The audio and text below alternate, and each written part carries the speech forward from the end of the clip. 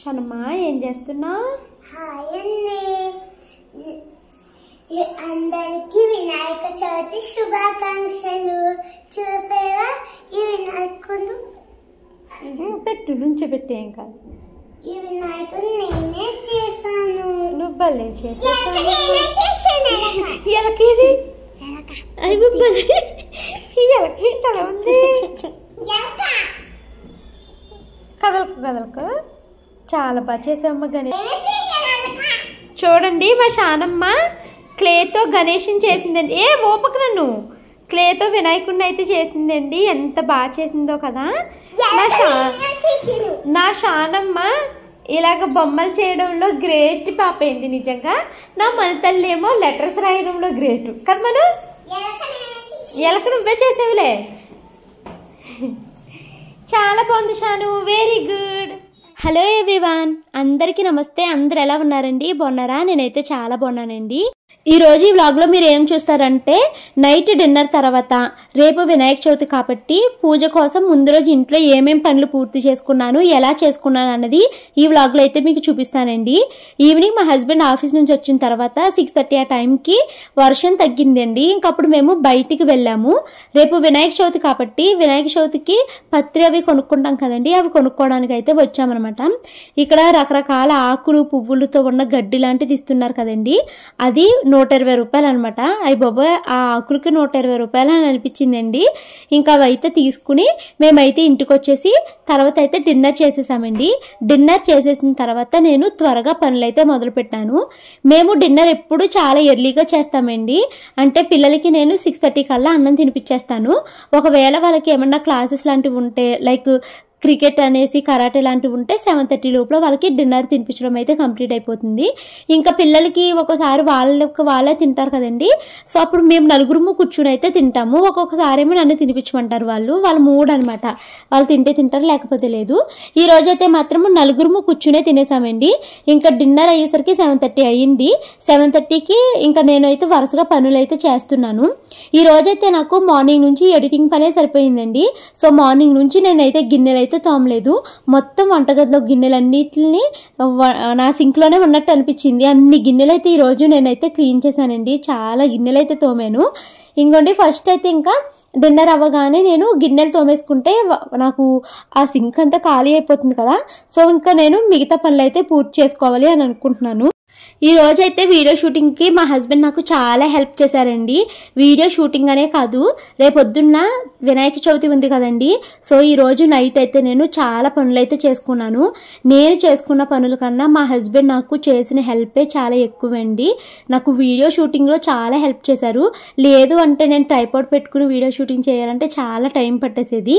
ఇంకా మా వారు వచ్చారంటే గంటల తరబడి నేను కబుర్లు చెప్తూనే ఉంటానండి.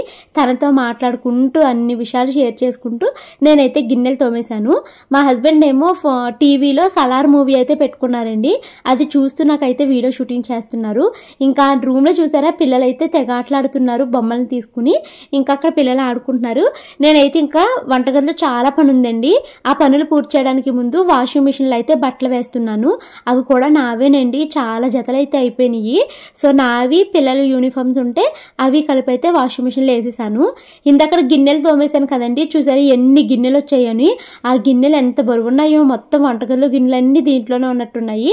అవైతే మొయిలపోతున్నాను. అలా నవ్వుకుంటూ కింద ఎడుతున్నాను. బాబు ఎంత బరువు ఉందా అనేసి చెప్తుంటే మా వారు నవ్వుతుంటే నాకు నవ్వు వచ్చింది. ఇంకా గిన్నెలు కింద పెట్టేశానండి. గ్యాస్ స్టవ్ అవి నేను మొన్నే క్లీన్ చేసుకున్నాను. కాకపోతే నిన్న ఛానల్ బర్త్డే అనేసి నాన్ వెజ్ వండాను కదండి. మళ్ళీ రేపేమో వినాయక చవితి దేవుడికి ప్రసాదాలు అవి వండుతాను కదా అనేసి ఇంకా నేను ఏంటంటే గ్యాస్ స్టవ్ని కౌంటర్ టాప్ని కూడా ఒకసారి క్లీన్ చేసేద్దామని అనుకుంటున్నాను. నిన్న నేను చికెన్ అవి వండినప్పుడు కూర మరకలు అవిని వెనకాల టైల్స్ మీద అవి పడ్డాయి అనమాట. అందుకనేసి నేను ఇంకా వంటగది మొత్తాన్ని క్లీన్ చేసేసుకుందాము, రేపు పూజ కదా మంచిగా చేసుకుందాము అన్న ఉద్దేశంతో. ఇంకా గ్యాస్ది రెగ్యులేటర్ ఒకటి మార్చాలని చెప్పాను కదండి, మొన్న కొనుక్కొచ్చాను కదా మల్కాజ్గిరి వెళ్ళినప్పుడు. సో ఇంకా రెగ్యులేటర్ అయితే మా వారు తీసేశారు. ఇంకా తర్వాత పెడతారు కానీ ఒకసారి ఇది తోమేసి కింద పెట్టేసి గ్యాస్ కౌంటర్ టాప్ని బ్యాక్ సైడ్ టైల్స్ అన్నిటిని క్లీన్ చేసుకుంటానంటే ఇంక మా వారు కొత్తదైతే పెట్టలేదండి, రేపు మార్నింగే పెట్టుకుంటాను. ఇప్పుడు ఇప్పుడైతే మాత్రము ఫస్ట్ ఈ గ్యాస్ స్టవ్ని నేను క్లీన్ చేసేసుకున్నానండి. ఇవి మొన్నే క్లీన్ చేశాను కదా 3 days బ్యాక్ నేను. సో అందుకనేసి చాలా త్వరగా అయిపోయింది అనమాట, సింపుల్గా అయిపోయింది. పెద్ద గట్టిగా రుద్ది తోమాల్సిన పని లేకుండా ఈజీగా అయిపోయిందండి, మొన్నే క్లీన్ చేశాను కాబట్టి. సో ఈ గ్యాస్ స్టవ్ అయితే క్లీన్ చేసేసాను. తర్వాత అయితే మాత్రం ఆ టైల్స్ వాటిని అయితే క్లీన్ చేసుకోవాలండి. మా వారికి నేను చెప్తున్నాను అనమాట, వీడియో యాంగిల్స్ మార్చండి, ఎప్పుడు ఒకే యాంగిల్ కాదు, రైట్ సైడ్ వెళ్ళండి లెఫ్ట్ సైడ్ వెళ్ళండి అంటే, నీకు తీసేదే ఎక్కువ మళ్ళీ ఇన్ని యాంగిల్స్ చెప్తున్నావు నాకు అన్నట్టు మా ఆయన కొనుక్కుంటున్నారన్నమాట. నెక్స్ట్ అయితే ఇంకోండి ఇక్కడే కూర మరకలు అవి మనకి కూర కుతకుతలు ఆడుతున్నప్పుడు వాటర్ పైకి ఎగురుతుంది కదా, అప్పుడు వచ్చి పడ్డాయి అనమాట. ఇంకా అందుకని ఇది క్లీన్ చేస్తున్నాను. అంటే ఈ రోజు అంత పని కల్పించుకుని చేయాల్సిన పని లేదు, కాకపోతే ఏంటంటే రేపు పూజను చేస్తున్నాను, లేకపోతే నెక్స్ట్ వీక్ చేసుకునేదాన్ని. సో ఇప్పుడు నేను అగారోది నాకు ఎలక్ట్రికల్ స్పిన్ స్క్రబ్బర్ అయితే వచ్చింది కదండి, ఆ అగారో ఎలక్ట్రికల్ స్పిన్ స్క్రబ్బర్ని ఉపయోగించి నేనైతే ఈ టైల్స్ని క్లీన్ చేస్తున్నాను. నిజంగా నాకు ఇది రావడము పని చాలా ఈజీ అయిపోతుందండి, చాలా త్వరగా అయితే పని అయిపోతుంది. అదే నేను నార్మల్ స్క్రబ్బర్తో చేతితో తోమాలి అంటే చాలాసేపు రుద్దాల్సి వచ్చేదండి. ఇది ఇలా పెడుతుంటే చాలు రై అంట దాని మీద ఉన్న జిడ్డుని దుమ్ముని అంతటిని లాగేస్తుందండి. చాలా బాగుందండి. నేను ఇంకా వీక్లీ వన్స్ అయితే దాన్ని ఉపయోగించి ఇంకా క్లీన్ చేసేద్దాం అనుకుంటున్నాను. ఎలాగో నాకు దేవుడి దయ వల్ల యూట్యూబ్ ఛానల్ పుణ్యమా అంటూ నాకు కావాల్సిన అన్ని వస్తువులు వచ్చాయండి. నేనైతే యూట్యూబ్ ఛానల్కి, ఈ అగారో బ్రాండ్కి, ఇండస్ వ్యాలీకి ఎప్పుడు రుణపడిపోయి ఉంటాను. దానికి నేను చాలా గ్రాటిట్యూడ్ అయితే చూపిస్తానండి. నిజంగా నేను మనీ పెట్టే కొనాలి అంటే నేను కొనుక్కోలేను, వాళ్ళు నాకు ఈ ప్రోడక్ట్ ఇస్తున్నారు, వాళ్ళకి నేను వీడియో చేసి పెడుతున్నాను, ప్లస్ ఈ ప్రోడక్ట్ ఇంకా నాకే అయిపోతుంది కాబట్టి నేను చాలా హ్యాపీ అనమాట. Thanks to Agaro, Indus valley and my YouTube channel అండి. నేను ఎప్పటికీ దీనికి రుణపడి ఉంటాను. అండ్ వీటన్నిటికన్నా మెయిన్గా నేను ఎక్కువగా స్పెషల్ థ్యాంక్స్ చెప్పాల్సింది నా డైలీ వ్లాగింగ్ చూసే నా జెన్యూన్ సబ్స్క్రైబర్స్ అండి. ఒక 30,000 వరకు ఉంటారు. మీ 30,000 మందికి నేను ఎన్ని థ్యాంక్స్ చెప్పినా తక్కువేనండి. మీ అందరికీ నేను స్పెషల్గా థ్యాంక్స్ చెప్తున్నాను. అండ్ ఇంకా కరెక్ట్గా గుర్తుపెట్టుకోండి, ఒక్క నెల మ్యాక్సిమం నేను సెప్టెంబర్ 25th ఆ టైంలో మీకు ఒక మంచి న్యూస్ అయితే చెప్తాను.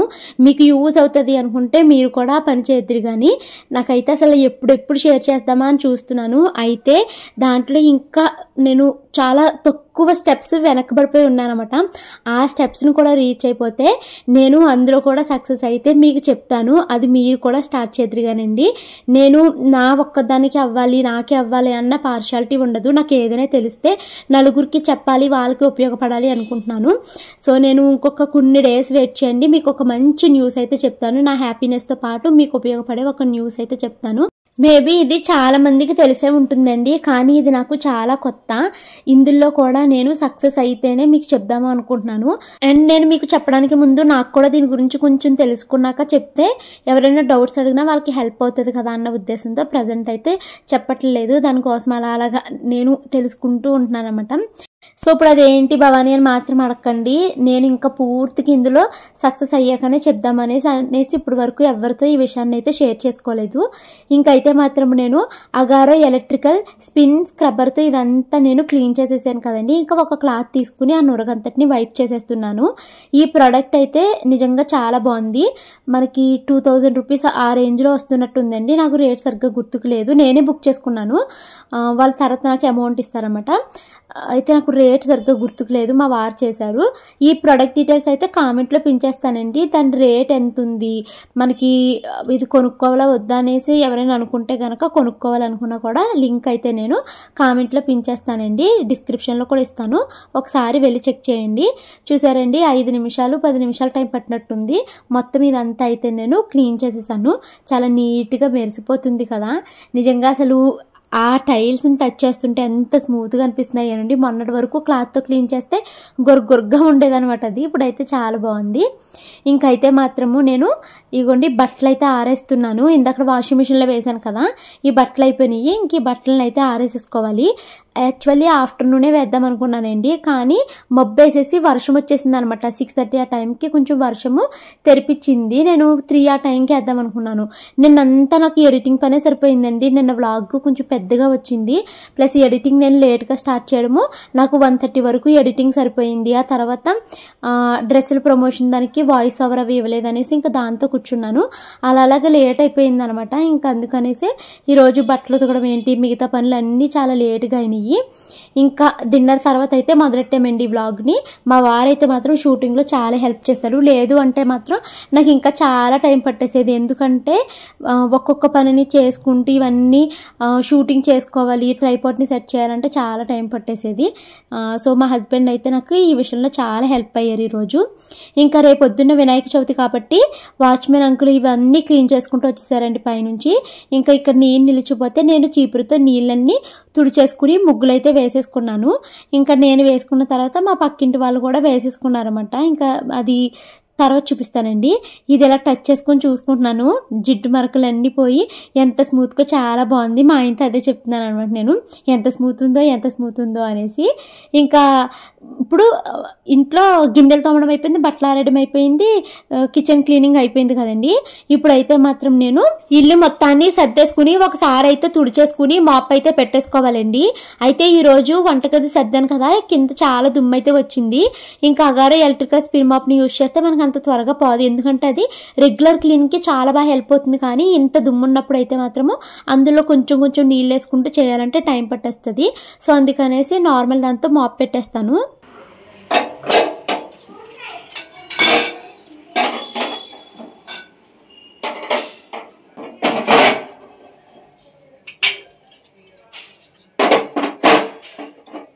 గ్యాస్ స్టవ్ అయితే సర్దేసుకున్నానండి. ఇంకా రెగ్యులేటర్ని రేపు పొద్దున బిగించుకుందాం అనుకుంటున్నాము.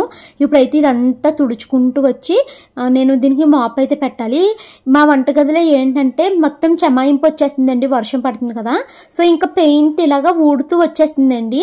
ఇంకా చాలా దుమ్ముగా ఉందన్నమాట వంటగది.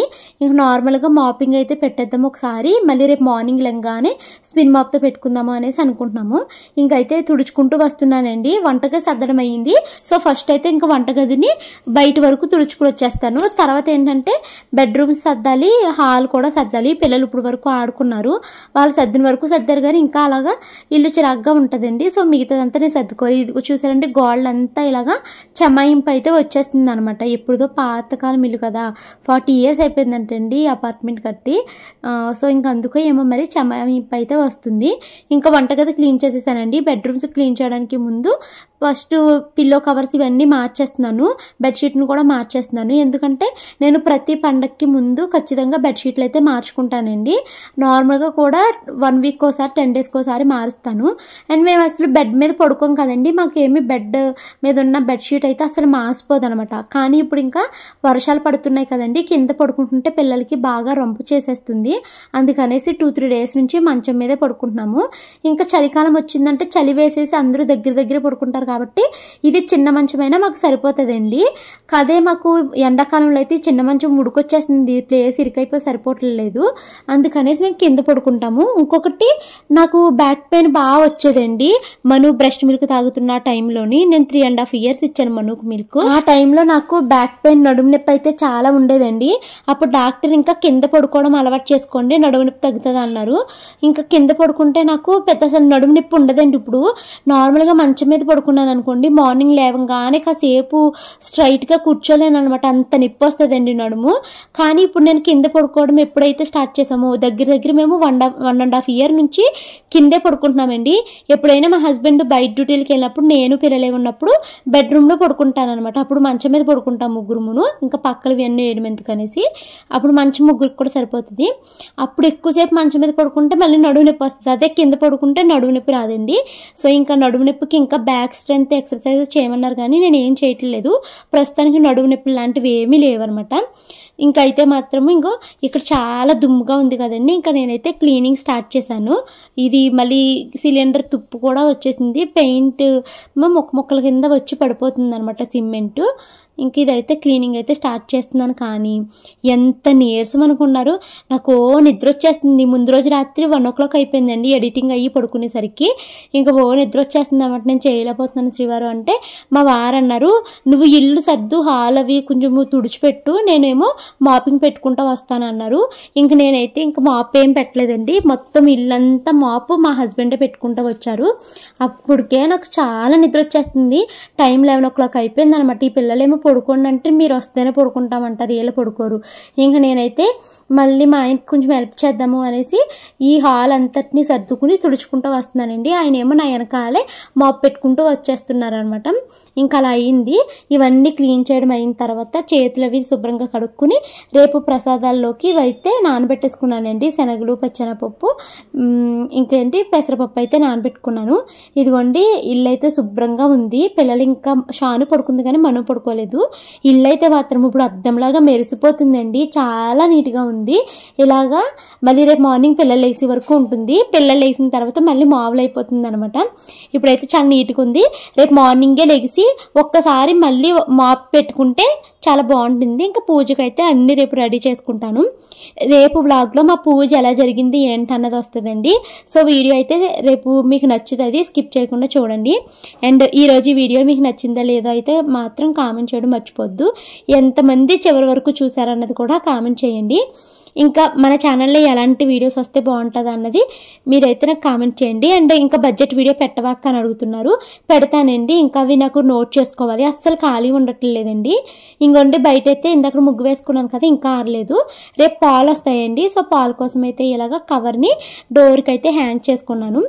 ఈ పనులన్నీ కంప్లీట్ అయ్యేసరికి టైం అయితే 11:50 అయ్యిందండి. 11:50 అయ్యింది. నాకు అయితే చాలా నిద్ర వస్తుంది. కొంచెం ఇంకా నేను కాళ్ళు చేతులు ముఖం అయితే కడిగేసుకుని పడుకోవాలి. మళ్ళీ పొద్దున్నే లేచి తలస్నానం అయితే చేయాలి. సో ఈ వ్లాగ్ అయితే ఇక్కడితో ఎండ్ చేస్తున్నాను.